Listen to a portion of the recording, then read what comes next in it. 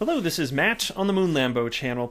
So there are a couple things I'm going to be covering in this video. I'll start with the topic related specifically to price. There's one trader in particular, an analyst that I follow, and he's saying that XRP, man, it's time for the great pump. Like XRP is freaking ready. I also want to talk a bit about, and I kind of touched on this the other day, but just this idea of XRP and like what creates its actual value. What is it? And then when we talk about this concept of store of value for any cryptocurrency, like what makes it reasonable to believe that a cryptocurrency, XRP, Bitcoin, whatever, is an actual store of value? Like how are you even defining that? What makes it logical to believe that things? And so I've got a short thread on Twitter that I ended up participating in, and I wanted to share that with you. It's just kind of fun to think through this type of stuff here. But before we go any further, if you would please delicately tap that like button, I would certainly appreciate it. Every time you guys are willing to do that, or you people that are willing to subscribe, it just brightens my little heart. I really do appreciate it, though. Like, I hope I say thank you enough, because like I am not the type to take something like this for granted, and so every time I see that people like my video, like that's incredible, and I want to say very genuinely thank you so much for that. And if you have not subscribed yet, consider doing so, because the Moon Lambo channel, it is the best channel on all of the YouTubes, and there's actual science behind that. All right, so who was I talking about here? Who's the trader in question that's talking about the great XRP pump? It is none other than DIY Investing. And so he's got a YouTube channel, and I watched his video. It's close to 20 minutes long. And it's not an XRP YouTube channel, but from time to time he'll put out content about XRP. But his channel's all about trading, and so if that's your thing, he's actually really good at presenting the information that he does. So if that's your jam, you might want to check him out too.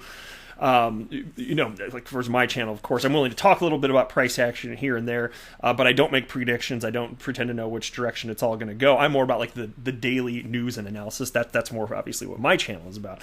And we've all got our places, right? But here's what he tweeted out. He wrote, in all caps, "The great XRP pump." And then he wrote, "XRP has always been the laggard of the market, but I personally believe that the laughing will soon come to an end because the beast inside of XRP is awakening.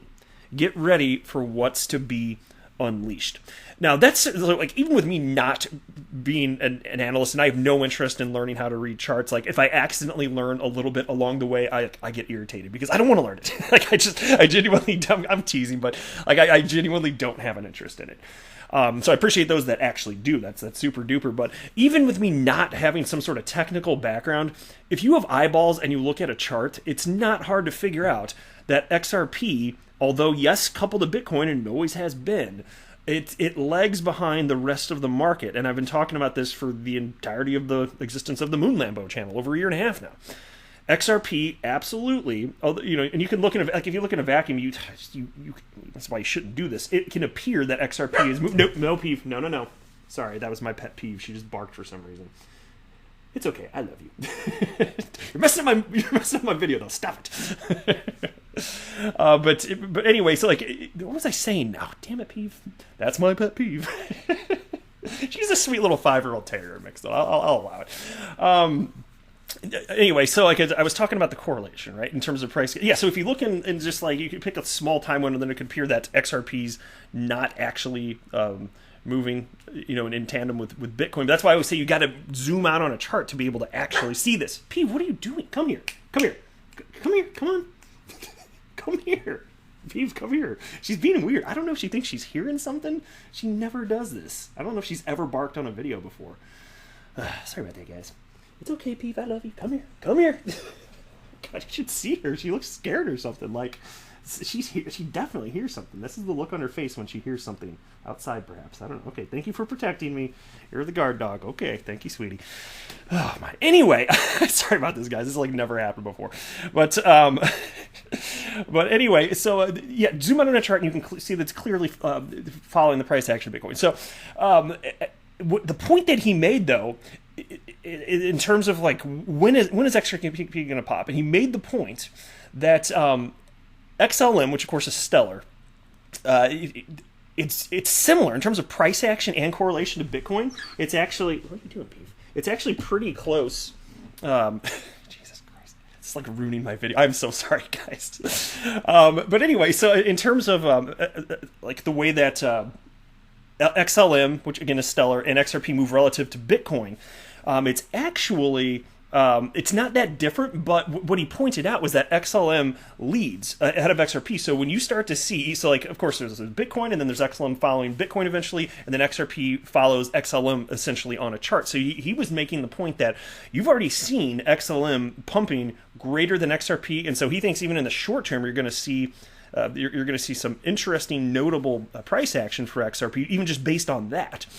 And it's like going to melt faces off, right? It's going to be that intense and ultimately coming here. So, you know, the degree to which it gets, I mean, look, he's stated in the past that he seems pretty firm on this. I can't remember the exact timeline, but roughly within the next year, he's still predicting $28 XRP. Now, look, I don't think it's impossible for XRP to hit the price point. I just don't make price predictions, and I don't know when it's going to happen.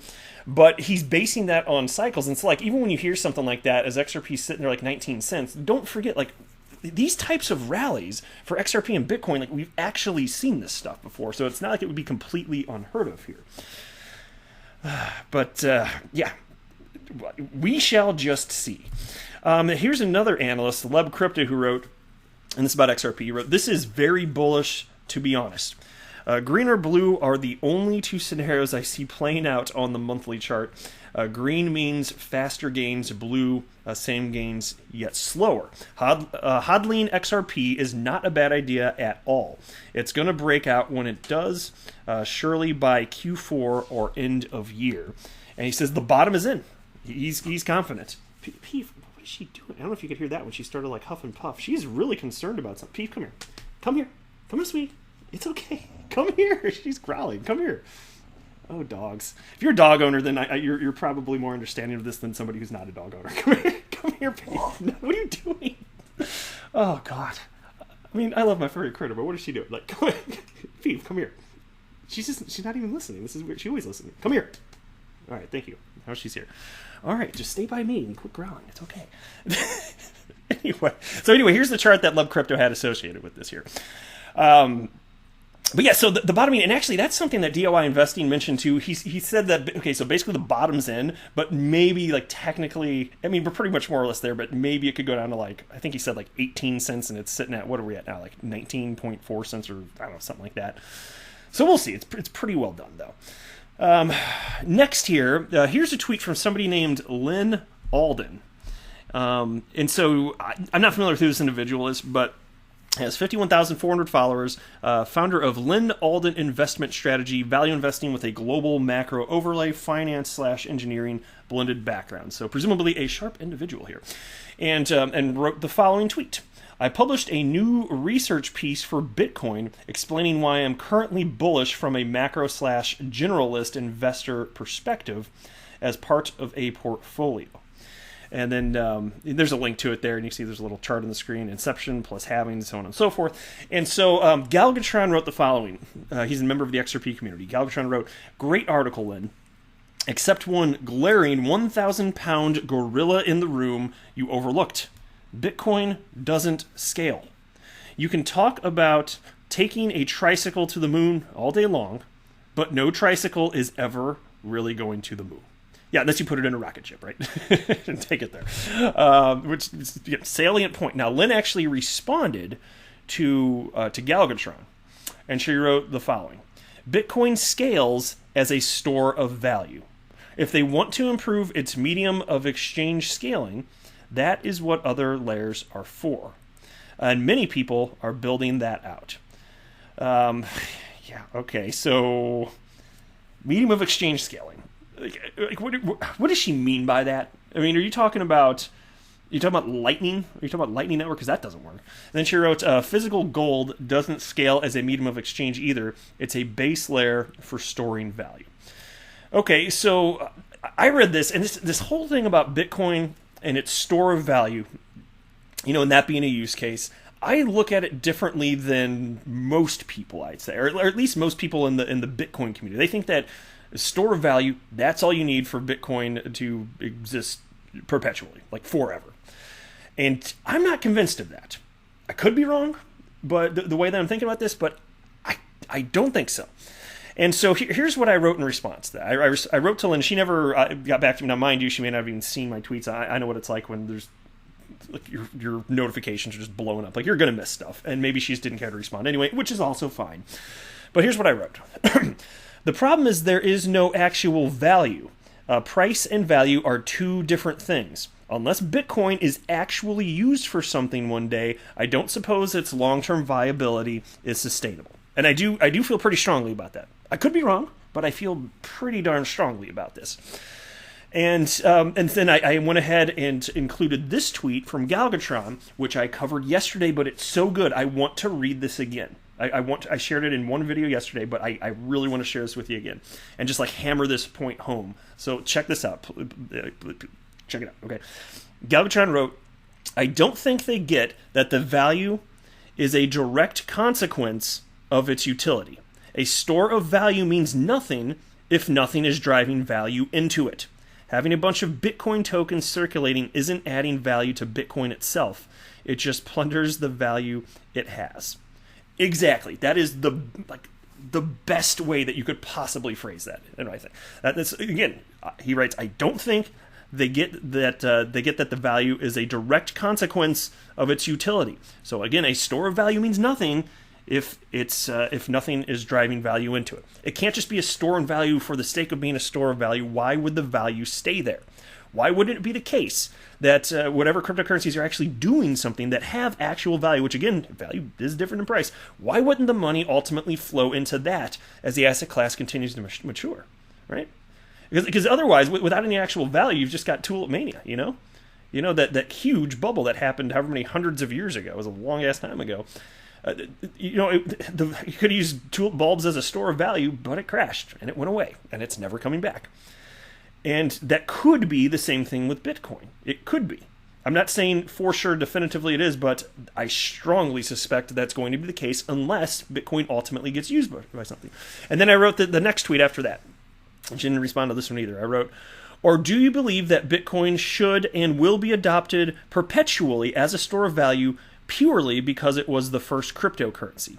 I am skeptical of that viewpoint. Utility matters and will win the day, which of course is my investment thesis here.